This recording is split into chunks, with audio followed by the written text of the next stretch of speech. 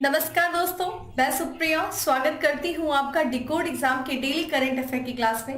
दोस्तों, आज हम अपनी क्लास में 8 अप्रैल से रिलेटेड करंट अफेयर को डिस्कस करेंगे। तो चलिए जल्दी से आप सभी लोग सेशन से जुड़ जाइए, सेशन को शेयर करें आप सभी लोग। और जैसा कि मैं उम्मीद कर रही हूँ आप सभी लोग अपनी अच्छे से प्रिपरेशन कर रहे होंगे। और देखिए, बहुत ही कम दिन रहेगा आपके एग्जाम के लिए, सो कोशिश करिए ज्यादा से ज्यादा आप अपने चीजों को रिवीजन करने की कोशिश करिए। जितना भी आप लोगों ने पढ़ा है उसको कम से कम 1 से 2 बार रिवीजन अच्छे से कर लीजिए। बाकी कल संडे रहेगा, तो जितना भी अभी तक का करंट अफेयर आपको पढ़ाया गया है और जिन लोगों ने शॉर्ट नोट्स बनाई है उन लोग, और साथ ही साथ जिन्हें नहीं बनाई है उन्हें तो कुछ ज्यादा ही मेहनत करना होगा। लेकिन फिर भी आप सब लोग कोशिश करिए कि आप अपने करंट अफेयर को भी साथ में रिवीजन करते हुए चलिए, क्योंकि ध्यान रखिएगा करंट अफेयर सबसे ज्यादा इंपॉर्टेंट है। करंट अफेयर से रिलेट करके अपने स्टैटिक्स पोर्शन को भी पढ़िए और साथ ही साथ टेस्ट देते रहिए, वो ज्यादा आपके लिए इंपॉर्टेंट है। तो चलिए स्टार्ट करते हैं अपनी क्लास को। और उसके पहले कहना चाहूंगी कि जल्दी से चैनल को सब्सक्राइब कर लीजिए और बेल आइकन को प्रेस कर लीजिए। इससे आपको चैनल से रिलेटेड हर क्लास की वीडियो का प्रॉपर नोटिफिकेशन मिलेगा और आपकी कोई भी क्लास मिस नहीं होगी। चलिए स्टार्ट करते हैं अपनी क्लास। और आज की क्लास में दोस्तों हमारा सबसे पहला प्रश्न है कि हिमाचल प्रदेश की अंजलि शर्मा ने किस पर्वत चोटी को फतेह किया है। ठीक है, तो देखिए इन्होंने किस पर्वत चोटी को फतेह किया है, प्रश्न आपसे पूछा गया है। क्या है इनका नाम? अंजलि शर्मा, ये हिमाचल प्रदेश की हैं। और ऑप्शंस आप देख रहे हैं, जिन्हें आंसर पता है वो साथ में आंसर करते रहिए, जिन्हें आंसर नहीं पता है वो ध्यान से देखें। तो देखिए अफ्रीका का ये पर्वत है किलिमंजारो पर्वत, इसका इन्होंने एक तरीके से पर्वत चोटी को फतेह किया है, ये बात करते हैं। तो देखिए जो हमारे देश के सूचना प्रसारण मंत्री हैं अनुराग ठाकुर, उन्होंने ये बधाई दिया है जो हिमाचल प्रदेश के कांगड़ा जिले से है ये अंजलि शर्मा, और इन्होंने किलिमंजारो फतेह, जो कि अफ्रीका का ये जो है पर्वत है, तो किलिमंजारो पर्वत पर फतेह किया है। देखिए क्यों इंपॉर्टेंट है, क्योंकि इन्होंने लुआंचड़ी पहन करके, देखिए लुआंचड़ी की बात किया जाए दोस्तों तो ये हिमाचल प्रदेश का पारंपरिक पोशाक है। और हिमाचल प्रदेश की पारंपरिक पोशाक को पहन करके हिमाचल प्रदेश की कांगड़ा जिले की अंजलि शर्मा ने अफ्रीका के किलिमंजारो पर्वत को फतेह किया है। देखिए आप इनके इस पोशाक को देख सकते हैं कि इसका नाम है लुआंचड़ी। ध्यान रखिएगा प्रश्न यहां से बिल्कुल पूछा जा सकता है। बात करें किलिमंजारो पर्वत की दोस्तों, तो ये अफ्रीका का सबसे ऊंचा पर्वत है। ध्यान रखिएगा ये अफ्रीका का सबसे ऊंचा पर्वत है और दुनिया का सबसे बड़ा मुक्त खड़ा पर्वत है। ध्यान रखिएगा एकदम अकेले इंडिपेंडेंट तरीके से ये खड़ा है और ये दुनिया का सबसे बड़ा मुक्त पर्वत जो है ये। बात करें ये कहाँ स्थित है दोस्तों, तो देखिए अफ्रीका का देश है तंजानिया। ठीक है, तंजानिया में स्थित है। ऊंचाई की बात करें तो 5895 मीटर, अगर फीट में देखें तो 19,340 फीट का ये ऊंचा है और ये अफ्रीका महाद्वीप का सबसे ऊंची चोटी है। ध्यान रखिएगा अफ्रीका महाद्वीप की सबसे ऊंची चोटी दोस्तों कौन है? किलिमंजारो है। कहाँ है? तंजानिया में है, उसकी ऊंचाई है। बात करें इस पर, आप देख सकते हैं इस, चूंकि एक वोल्केनो भी है, एक ज्वालामुखी भी है और इसकी तस्वीर आप देख सकते हैं कि किस तरीके से बर्फ से ढका हुआ है। ठीक है, तो ये एक बर्फ से ढका, ठीक है, ज्वालामुखी है और इसे देखिए बर्फ से ढका, इसलिए इसे किस नाम से जाना जाता है? Strato volcano. देखिए स्ट्रेटो मतलब होता है हिम, ठीक है, यानी कि बर्फ, तो बर्फ से ढका हुआ वोल्केनो यानी कि बर्फ से ढका हुआ ज्वालामुखी इसे कहा जाता है। और ध्यान रखिएगा इसे, यानी कि अगर स्ट्रेटो वोल्केनो का मतलब राख, लावा, चट्टान से बने हुए एक बहुत बड़े ज्वालामुखी के लिए एक शब्द है स्ट्रेटो। स्ट्रेटो मींस वही हिम। बात करें किलिमंजारो की दोस्तों, तो ये देखिएगा जो कि स्थित है तंजानिया में, इसको 1987 में यूनेस्को ने विश्व विरासत स्थल के रूप में भी शामिल किया था। एक एक लाइन यहां से आपके लिए इंपॉर्टेंट है। अब बात कर लेते हैं दोस्तों, चूंकि तंजानिया के बारे में हम बात कर रहे हैं तो आइए तंजानिया को देख लेते हैं। देखिए ये है अफ्रीका की ईस्ट में, ठीक है, स्थित एक देश। हम लोगों ने 2 दिन पहले भी तंजानिया के बारे में बात किया था और देख सकते हैं आप इसकी जो है किससे किससे सीमा ये साझा करता है। तंजानिया की जो सीमा है, समुद्रिक सीमा, ये इंडियन ओशन से लगी हुई है। और बाकी देखा जाए ये किन देशों से सीमा साझा करता है, तो देखा जाए नॉर्थ में केन्या से, फिर युगांडा से, रवांडा से, ठीक है, बुरुंडी से, जाम्बिया से, ठीक है, मालविया से और यहाँ पे मोजाम्बिक से। आप देख सकते हैं तंजानिया के सीमा से 3 जो है झीलें हमें देखने को मिल रही है। एक झील की बात करें, देखो लेक विक्टोरिया। लेक विक्टोरिया 3 देशों से अपनी सीमा को साझा करती है, तंजानिया से, युगांडा से, केन्या से। वहीं बात किया जाए कि बुरुंडी और यहाँ पे तंजानिया की सीमा पर एक जो है प्राकृतिक सीमा बनाने वाली जो लेक है वो है लेक टांगानिका। ठीक है, और ये आप देख सकते हैं यहाँ पे एक लेक न्यासा भी देखने को मिल रहा है जो कि 3 देशों से घिरा हुआ है, मालवी, मोजाम्बिक और तंजानिया। तो आप देखिए कितना इंपॉर्टेंट तंजानिया अपने आप में ये एक लोकेशन है जिसको देखा जाए तीनों तरफ से 3 झीलें हमें देखने को मिल रही है अफ्रीका की, लेक विक्टोरिया, लेक टंगनिका और यहाँ पे बात करें लेक न्यासा। ठीक है, ये देखिए लेक टंगनिका की विशेषता क्या है दोस्तों, ये दुनिया की दूसरी सबसे गहरी झील है।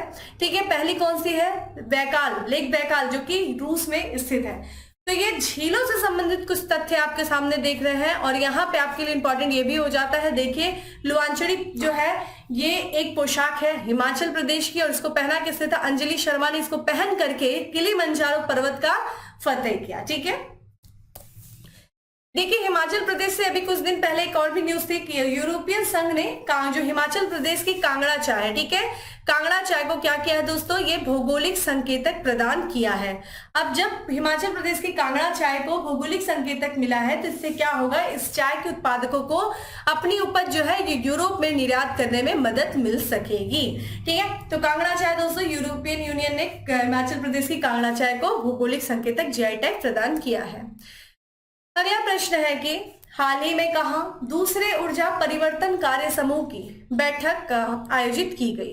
तो देखिए बैठक कहां आयोजित की गई दोस्तों, ये दूसरे ऊर्जा परिवर्तन कार्य समूह की बैठक थी और ये बैठक आयोजित की गई गुजरात में। ठीक है, तो ये जैसा कि आपको पता है भारत इस साल जो है वो G20 की अध्यक्षता कर रहा है और G20 की अध्यक्षता के तहत भारत जो है विभिन्न कार्यक्रमों का आयोजन भी कर रहा है। इसी कार्यक्रमों में से एक कार्यक्रम है दोस्तों ऊर्जा रूपांतरण कार्य समूह की बैठक। ठीक है, तो अब देखिए G20 की जो है भारत की अध्यक्षता में जो ऊर्जा रूपांतरण कार्य समूह की ये दूसरी बैठक थी और इसका आयोजन जो है गुजरात के जो राजधानी है गांधीनगर में हुआ। ठीक है, आयोजन शुरू किया गया।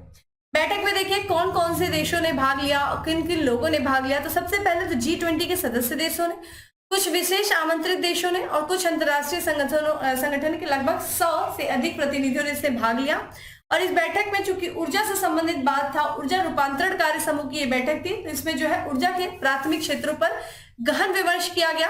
और बात करें चूंकि ये दूसरी बैठक थी ऊर्जा रूपांतरण कार्य समूह की, तो पहली बैठक जो आयोजित की गई थी वो पिछले महीने यानी कि फरवरी, माफ करिएगा पिछले के पिछले महीने फरवरी में बेंगलुरु जो कि कर्नाटक की कैपिटल है बेंगलुरु में आयोजित किया गया था। ठीक है, तो ये हमारे लिए थोड़ा सा G20 आपके लिए इंपॉर्टेंट है, अच्छे से पढ़ के जाइएगा, आपसे बहुत ही चीजें G20 से पूछी जा सकती हैं।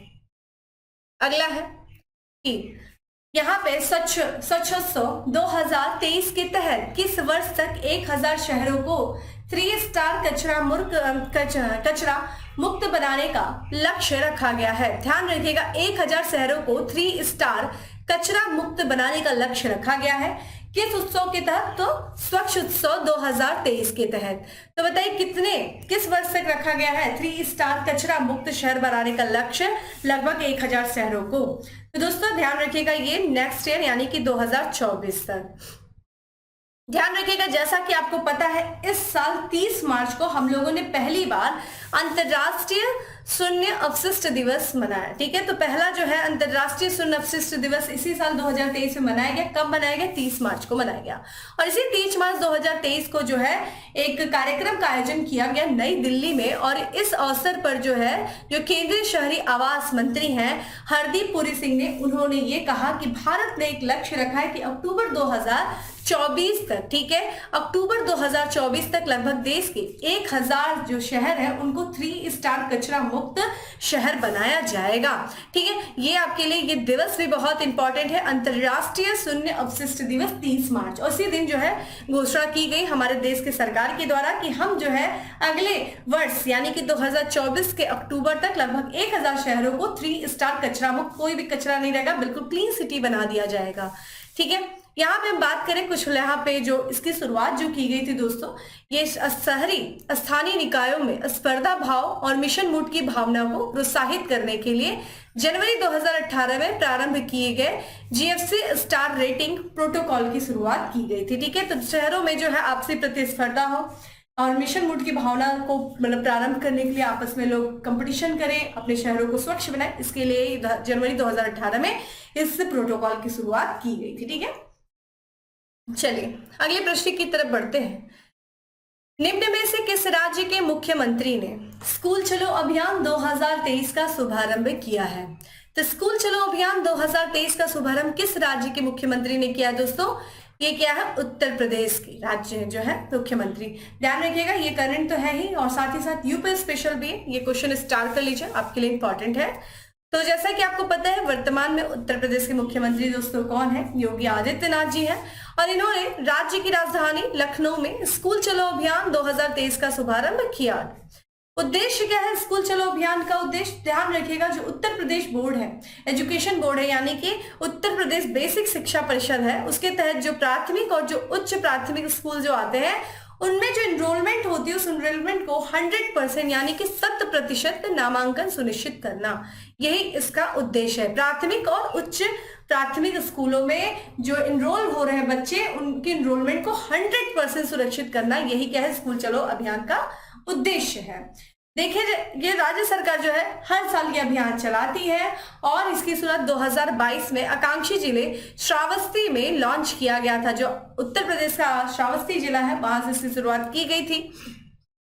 और क्या है स्कूल चलो अभियान के तहत, देखिए जो आकांक्षी ब्लॉक है उन ब्लॉक के चयनित जो मॉडल स्कूल है, मॉडल स्कूलों में कार्यान्वयन जो है कार्यक्रम आयोजित किए जाएंगे। ठीक है, तो ध्यान रखिएगा, स्कूल चलो अभियान किस राज्य सरकार का अभियान है दोस्तों? तो उत्तर प्रदेश राज्य सरकार का अभियान है। यहाँ कुछ और भी अभियान बात कर लेते हैं जो अभी हाल फिलहाल में अन्य राज्यों से संबंधित थे। जैसे कि सबसे पहला अभियान है दीदर सुरक्षा कवच अभियान। इसकी शुरुआत देखिए पश्चिम बंगाल सरकार के द्वारा शुरू किया गया था, आप यहाँ पे देख सकते हैं। वहीं देखा जाए राज्य सरकार ने मुख्यमंत्री सुखाश्रय सहायता कोष की शुरुआत की, कहाँ के? राज्य सरकार ने हिमाचल प्रदेश। तो ध्यान रखिएगा, मुख्यमंत्री सुखाश्रय सहायता कोष की शुरुआत करने वाले राज्य सरकार हिमाचल प्रदेश। यहाँ पे देखिए उत्तर प्रदेश सरकार के द्वारा एक और भी अभियान चलाया गया है जिसका नाम है ग्लोबल सिटी अभियान। तो ग्लोबल सिटी अभियान किस राज्य सरकार के द्वारा? उत्तर प्रदेश राज्य सरकार के द्वारा। और जैसा कि हमें पता है, हम लोगों ने 2-3 दिन पहले पढ़ा था कि जो उत्तर प्रदेश के मुख्यमंत्री हैं यानी कि योगी आदित्यनाथ जी ने, इन्होंने सेरीकल्चर, ठीक है, सेरीकल्चर मेले का उद्घाटन किया। कहाँ दोस्तों? तो उत्तर प्रदेश का जो शहर है गोरखपुर। तो गोरखपुर से सेरीकल्चर जो कि रेशम कीट पालन से संबंधित है, उस सेरीकल्चर मेले का उद्घाटन मुख्यमंत्री जी के द्वारा किया गया गोरखपुर जिले से। ठीक है, चलिए अब बात करते थे कि यहाँ पे गोरखपुर की बात है तो मुझे याद आया कि हमने बात किया था सबसे लंबे प्लेटफॉर्म की। देखिए गोरखपुर जो है उत्तर प्रदेश के गोरखपुर का जो रेलवे प्लेटफॉर्म है, ये दुनिया का दूसरा सबसे बड़ा रेलवे प्लेटफॉर्म है। आप मुझे कमेंट बॉक्स में बताइए कि दुनिया का भी हाल फिलहाल में सबसे लंबा रेलवे प्लेटफॉर्म कौन सा बन गया, कहाँ है, किस राज्य में स्थित है? आप मुझे कमेंट बॉक्स में आंसर करें। चलिए अगले प्रश्न की तरफ बढ़ते हैं कि हाल ही में चर्चा में रहा मेट्रोपॉलिटन म्यूजियम ऑफ आर्ट किस देश में स्थित है? तो देखा जाए मेट्रोपॉलिटन म्यूजियम ऑफ आर्ट किस देश में स्थित है, जो कि अभी हाल फिलहाल में चर्चा में रहा है ये म्यूजियम? इटली में, अमेरिका में, फ्रांस में या फिर रूस में? देखिए जिन्हें आंसर आ रहा है वो वीडियो को पॉज करके आंसर दें, जिन्हें नहीं आ रहा है वो ध्यान से देखते रहे, लेकिन फिर भी कोशिश करें वो आंसर। गलत आंसर देंगे और गलत को जब करेक्ट करेंगे, ठीक है, तो वो आपके लिए हमेशा के लिए याद हो जाएगा, तो आंसर दिया करिए। देखिए इसका जो करेक्ट आंसर है वो है अमेरिका, और अमेरिका का शहर है न्यूयॉर्क, वहां पे ये म्यूजियम स्थित है। तो ये अमेरिका में जो न्यूयॉर्क शहर है, ठीक है, ये मेट्रोपॉलिटन म्यूजियम ऑफ आर्ट को, ठीक है, भारतीय मूर्तियों की तस्करी की जानकारी मिली है। तो अभी देखा जाए ये जो म्यूजियम है, इसको हाल फिलहाल में ये पता चला कि भारतीय जो मूर्तियां हैं, कुछ मूर्तियों की तस्करी की गई थी, इसकी जानकारी मिली है। और इसी के साथ साथ इस म्यूजियम ने, यानी कि मेट्रोपॉलिटन म्यूजियम ऑफ आर्ट ने ये घोषणा की है कि 15 मूर्तियां जो तस्करी के माध्यम से उस म्यूजियम में पहुंची थी, उनको भारत पे लौटा दिया जाएगा, भारत को लौटा दिया जाएगा। इसकी जानकारी के अनुसार ये माना जा रहा है दोस्तों कि जो तस्करी की गई थी इन सारी मूर्तियों की, एक व्यक्ति है, एक तस्कर है, भारतीय अमेरिकी तस्कर जिसका नाम है सुभाष कपूर, उसी ने ये तस्करी की थी, जो कि वर्तमान में जेल में है वो। ये मूर्तियां जो है जिनकी तस्वीर आप स्क्रीन पे देख रहे हैं दोस्तों, ये मूर्तियों की बात करें तो ये मध्य प्रदेश से बलुआ पत्थर की बनी हुई है, मध्य प्रदेश का जो बलुआ पत्थर है वहां की बनी हुई है। और ये मूर्तियां लगभग पहली शताब्दी से लेकर के 11वीं या 12वीं शताब्दी तक की है। इन मूर्तियों में देखिए क्या है, टेराकोटा। टेराकोटा क्या होता है दोस्तों? जो मिट्टी होता है, मिट्टी के जो खिलौने होते हैं, आग में पकाई गई मिट्टियों के जो आकृति होती है, जो खिलौने होती है, उनको टेराकोटा कहते हैं। टेराकोटा की बनी मूर्तियां, यहाँ पे तांबा की, पत्थर की कृतियां हैं। और 8वीं शताब्दी में जो प्रेम की देवता यानी कि कामदेव की एक पत्थर की आवक्ष प्रतिमा भी इसमें शामिल है। तो ध्यान रखिएगा, ये आपके लिए इंपॉर्टेंट प्रश्न है, ठीक है। Metropolitan museum of art New York, America के न्यूयॉर्क में, और इसने कुछ मूर्तियां भारत को लौटाई हैं। आइए यहाँ पे बात कर लेते हैं अमेरिका का एक राज्य है जॉर्जिया, और हमने अभी हाल ही में पढ़ा कि अमेरिका के राज्य जो जॉर्जिया ने एक हिंदू फोबिया की निंदा करने वाला प्रस्ताव पारित करने वाला ये पहला राज्य बन गया है। ठीक है, तो ये भी चीजें हम लोगों ने डिस्कस की थी। चलिए अगले प्रश्न की तरफ बढ़ते हैं कि निम्नलिखित में से किस मंत्रालय की कैप्टिव एम्प्लॉयर स्कीम पहल है। ठीक है, ये किस मंत्रालय के द्वारा जो है कैप्टिव एम्प्लॉयर स्कीम जो है ये पहल जो है ये शुरू की गई है, या किस मंत्रालय से संबंधित है। ऑप्शंस आप देख रहे हैं दोस्तों, सामाजिक कल्याण मंत्रालय, महिला एवं बाल विकास मंत्रालय, ग्रामीण विकास मंत्रालय या फिर शहरी विकास मंत्रालय। दोस्तों इसका जो करेक्ट आंसर है वो है सी है, ग्रामीण विकास मंत्रालय की ये कैप्टिव एम्प्लॉयर स्कीम जो है ये। और अभी हाल फिलहाल में जो केंद्रीय ग्रामीण विकास मंत्रालय है, देखा जाए इन्होंने किस योजना के तहत दोस्तों, तो दीनदयाल उपाध्याय ग्रामीण कौशल योजना, ध्यान रखिएगा, इसी योजना के तहत एक स्कीम, एक पहल की शुरुआत की है जिसका नाम है कैप्टिव एम्प्लॉयर। एम्प्लॉयर यानी कि एम्प्लॉय से संबंधित है, यानी कि एम्प्लॉयर जो होता है जो जनरेट करता है।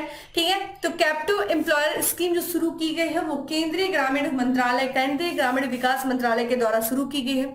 किस योजना के तहत? दीनदयाल उपाध्याय ग्रामीण योजना के तहत। ये इंपॉर्टेंट है। उद्देश्य क्या है भाई इस पहल का? तो बेसिकली जो गांव के, जो ग्रामीण क्षेत्र के जो गरीब युवा होते हैं, ठीक है, उन गरीब युवाओं को प्रशिक्षण प्रदान करना, उनको कुछ स्किल देना।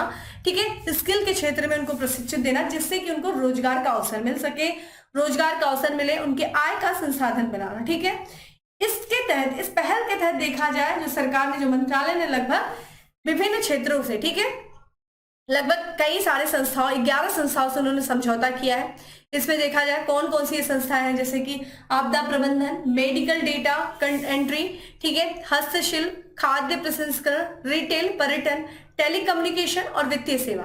तो ये जो कंपनियां, ये जो संस्थाएं हैं वो क्या करेंगे बेसिकली इन क्षेत्रों में, ये जो क्षेत्र हम विभिन्न क्षेत्रों के बारे में पढ़े हैं, इन विभिन्न क्षेत्रों में इन ग्रामीण युवाओं को प्रशिक्षित करेंगे, उनको ट्रेंड करेंगे जिससे कि उनको रोजगार के अवसर मिल सके, उनके आय का साधन बन सके। ठीक है, तो इस क्षेत्र के लिए आइए यहाँ पे एक और मंत्रालय के बारे में बात कर लेते हैं। देखिए यहाँ पे बात करते हैं, आपको पता है कि जो महिला एवं बाल विकास मंत्रालय ने, ठीक है, कहां पे दूसरी G20 एम्पायर बैठक आयोजित की दोस्तों, कहां पे किया था? तिरुवनंतपुरम, जो कि केरल की कैपिटल है। तो दूसरी G20 एम्पावर बैठक आयोजित की गई थी महिला एवं बाल विकास मंत्रालय के द्वारा। किस विषय के तहत दोस्तों? तो ये किया गया था महिला अधिकारिता, समानता और अर्थव्यवस्था के लिए जीत जीत विषय पे आयोजित किया गया था। बैठक में देखिए विभिन्न साइड इवेंट भी शामिल थे, जैसे कि महिलाओं की सुरक्षा, स्वास्थ्य, मजदूरी, बीमा से संबंधित मुद्दों पर संबंधित जो है मुद्दों पर संबंधित चर्चे किए गए थे। ठीक है, तो ये जो ध्यान रखिएगा कि G20 एम्पावर बैठक केरल में आयोजित की गई थी महिला बाल विकास मंत्रालय के द्वारा। अगला प्रश्न है दोस्तों कि हाल ही में भारत और किस देश ने भारतीय रुपए में व्यापार करने की पर सहमति व्यक्त की है?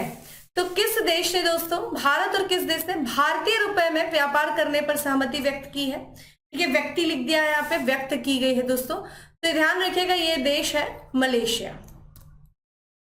तो देखा जाए यहाँ पे जो हमारे देश के जो विदेश मंत्रालय है उसने भी ये सूचना दी है कि भारत और मलेशिया, ध्यान रखिएगा, भारत और मलेशिया जो है वो भारतीय रुपए में व्यापार को व्यवस्थित, ठीक है, जो ट्रेड सेटलमेंट है उसको इंडियन करेंसी में करने के लिए वो सहमत हो गए हैं। ठीक है, इसकी जानकारी देखिए फाइनेंस मिनिस्ट्री के द्वारा दी गई है। तो जो भी सेटलमेंट होगा वो अब इंडियन करेंसी में किया जा सकेगा। और ये जो निर्णय लिया गया है गवर्नमेंट के द्वारा, ये लिया गया है जैसा कि आपको पता है यूक्रेन संकट, जैसा कि रूस और यूक्रेन का वार चल रहा है और इसकी वजह से जो विश्व की अर्थव्यवस्था बहुत ज्यादा प्रभावित हुई है, भारतीय अर्थव्यवस्था भी इससे काफी हद तक प्रभावित हो रही है। और इसी संकट के प्रभाव से जो है भारतीय रुपए को सुरक्षित रखने के आधिकारिक प्रयासों के हिस्से के रूप में जो है ये डिसीजन लिया गया है।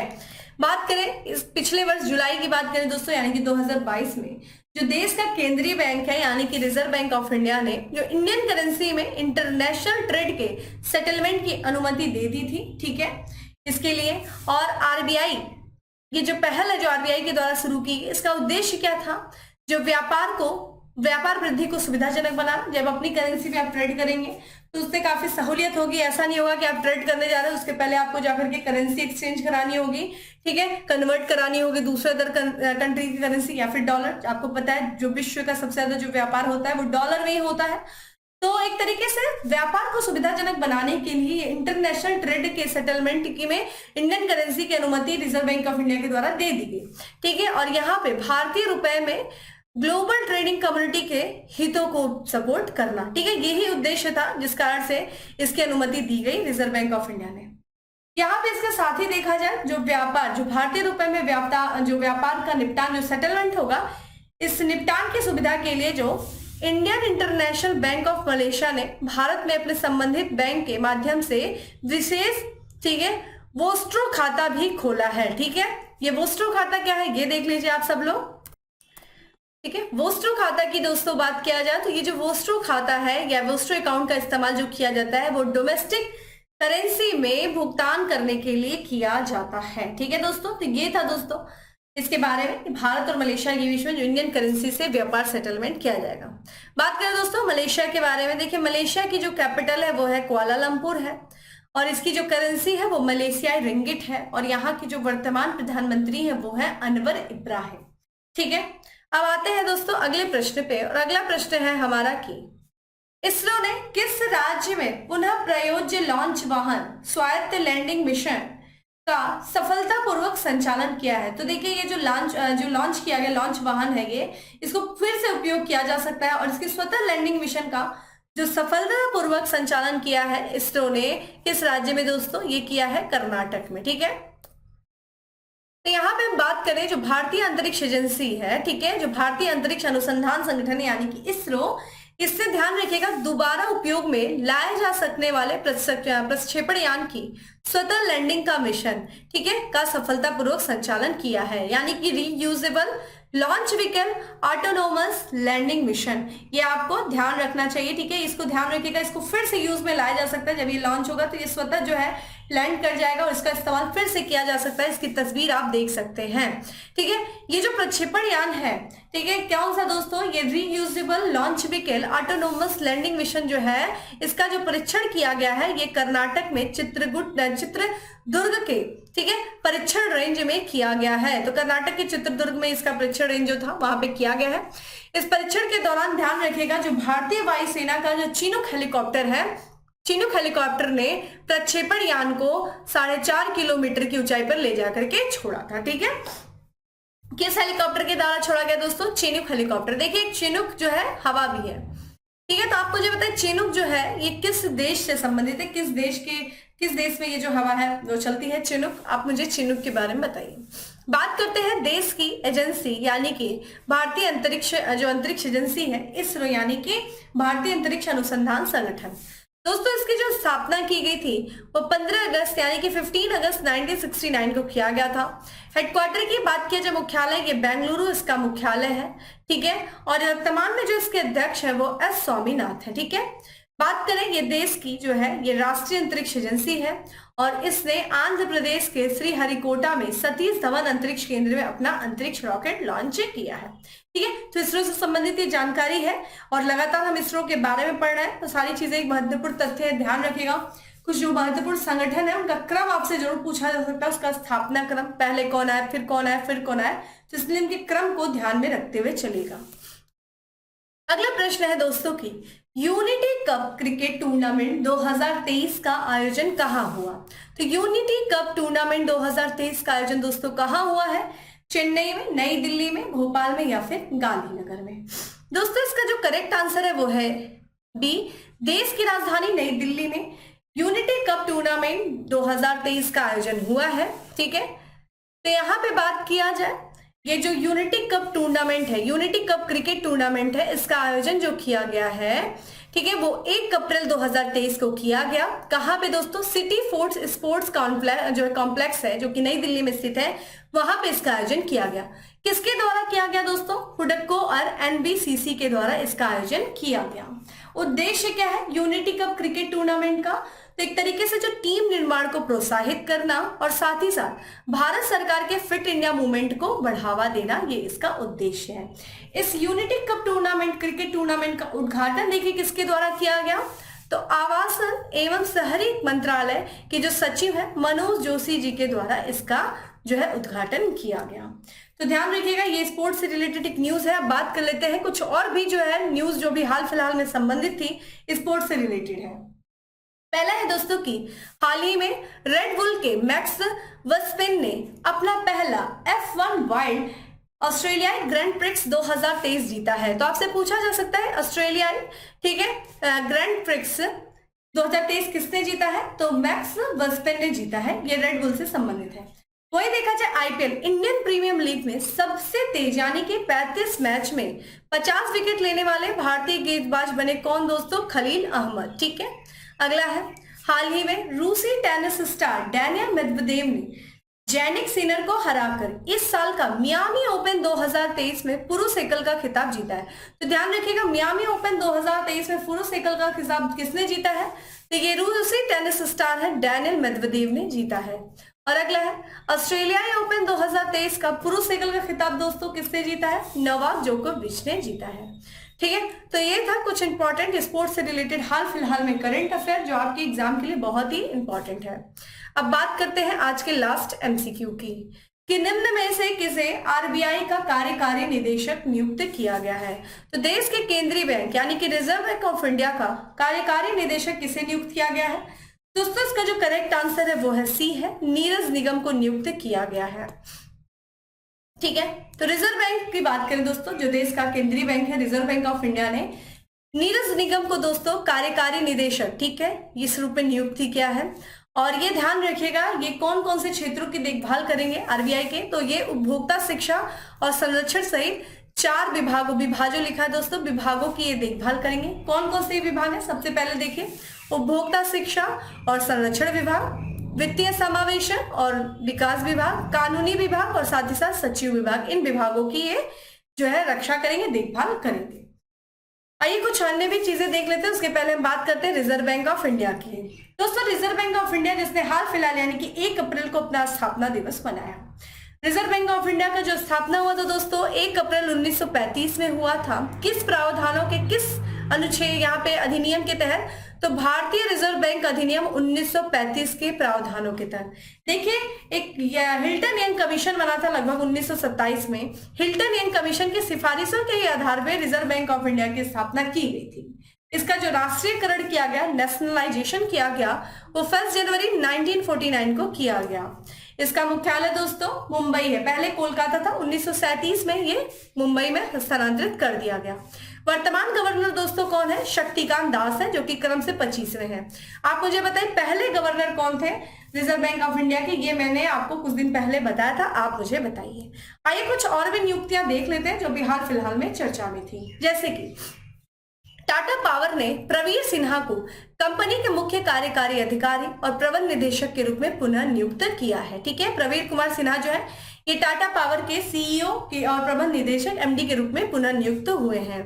वहीं देखा जाए हिताची पेमेंट सर्विसेज ने सुमिल विक्रमसे को एमडी के रूप में नामित किया। अब इनकी तस्वीर देख सकते हैं। तो ये था दोस्तों आज का हमारा 10 MCQ।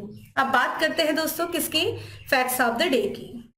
दोस्तों आज का हमारा सबसे पहला फैक्ट है कि दिल्ली इंटरनेशनल ओपन शतरंज खिताब जीता किसने जीता? अरविंद चित्रम ने जीता। वही देखा जाए जो अमेरिका अंतरिक्ष एजेंसी यानी कि नासा ने मून टू मार्स प्रोग्राम के पहले प्रमुख के रूप में नियुक्त किया है, किसे किया है? अमित क्षत्रिय को किया है। वही देखें छत्तीसगढ़ हाई कोर्ट के नए मुख्य न्यायाधीश नियुक्त हुए हैं। क्या नाम है? जस्टिस, ठीक है, रमेश सिन्हा। अगला है ग्रीस में भारत के अगले राजदूत नियुक्त हुए कौन दोस्तों? रुदेंद्र टंडन। और आज का last facts of the day है कि G20 क्रिकेट में 300 विकेट लेने वाले पहले भारतीय बने हैं यजुवेंद्र चहल। तो दोस्तों ये था आज का हमारा करंट अफेयर। उम्मीद है आपको चीजें अच्छी लगी होंगी। अच्छी लगी है तो लाइक करिए और ज्यादा से ज्यादा लोगों को शेयर करें। और जैसा कि मैंने क्वेश्चन आंसर डिस्कशन के दौरान आपसे क्वेश्चन किया है उसका आंसर भी आप लोग दें। बाकी डेली करंट अफेयर की जो PDF है वो टेलीग्राम ग्रुप पे अवेलेबल है, उसका लिंक आपको डिस्क्रिप्शन बॉक्स में दिया हुआ है। जाइए डाउनलोड करिए और अपनी शॉर्ट नोट्स बनाइए। और साथ ही साथ कल है संडे, कल संडे में आप पूरे दिन जो है कोशिश करिए रिवीजन करने का अपने करंट अफेयर साथ ही साथ बाकी सब्जेक्ट्स को। चलिए फिर मिलेंगे हम नेक्स्ट, ठीक है, डे। बाकी के लिए तब तक के लिए bye. Have a good day, stay safe and stay happy.